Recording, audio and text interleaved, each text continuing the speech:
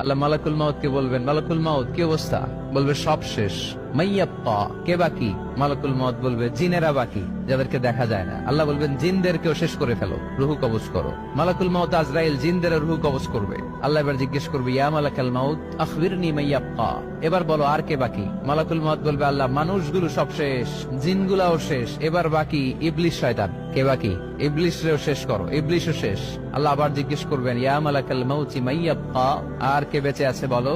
মালাকুল মাউত বলবে, আল্লাহ আপনার কথা অনুযায়ী পৃথিবীর সব মানুষের রুহু কবজ করলাম, সব জিনদের রুহু কবজ করলাম, ইবলিসের রুহু কবজ করলাম, এখন আছে শুধু ফেরেশতা। আছে কারা? যাও ফেরেশতাদের রুহু কবজ করো। ফেরেশতাদের রুহু কবজ হয়ে যাবে। এবার আল্লাহ জিজ্ঞেস করবেন, ইয়া মালাকাল মাউত আখবিরনি মাইয়াব্বা। মালাকুল মাউত বলবে, আল্লাহ আপনার কথা মতো ধরে ধরে সব শেষ, ফেরেশতাও শেষ, 4 জন ছাড়া। কয়জন ছাড়া? জোরে বলেন, কয়জন ছাড়া? ইসরাফিল, জিব্রাইল, মিকাইল, আজরাইল।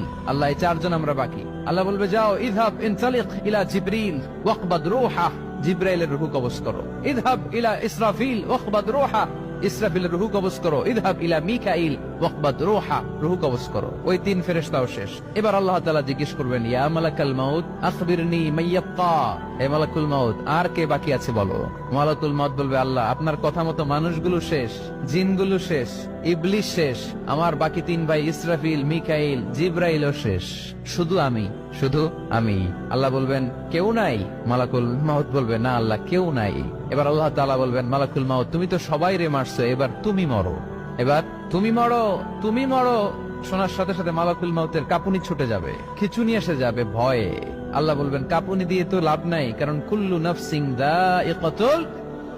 রব্বুল আলামিন বলবেন, মালাকুল মাউত কেঁদো না, এটাই দুনিয়ার বিধান, আমি আল্লাহর দেয়া বিধান, এটাই জন্মালেই মরতে হয়। যাও জান্নাত জাহান্নামের মাঝখানে একটা জায়গা আছে, জায়গাটার নাম হলো আরাফ।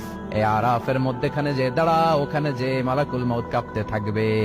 মালাকুল মাউত বলবে, আল্লাহ সৃষ্টির শুরুতে যদি জানতাম, সৃষ্টির শুরুতে যদি জানতাম সবাইকে মৃত্যুদান করার পরে, রুহু কবজ করার পরে আমাকেও মরতে হবে, তাহলে এই কঠিন দায়িত্বের ব্যাপারে আপনার কাছে ক্ষমা চাইতাম।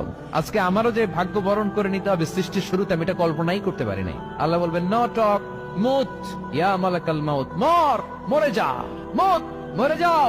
বলার সাথে সাথে মালাকুল মাউত এক বিকট চিৎকার হাঁকিয়ে মরে যাবে। মালাকুল মাউতের চিৎকারটা সেদিন এত ভয়ঙ্কর হবে, বিষ্ণু ইসা ইসলাম বলেন, ওই চিৎকারের আওয়াজ যদি পৃথিবীর মানুষেরা কান দিয়ে শুনতে পেত, তাহলে কিয়ামত সংগঠিত হওয়ার জন্য আলাদা করে ইসরাফিলের সিঙ্গার প্রয়োজন হতো না। ওই চিৎকারের আওয়াজে প্রতিটা মানুষ কানের পর্দা ফেটে ওই জায়গায় লাশ হয়ে পড়ে যেত। এবার ডানে বায়ে সামনে পেছনে উপরে নিচে কেউ নাই, একজন ছাড়া। জোরে বলতে হবে, তিনি কে?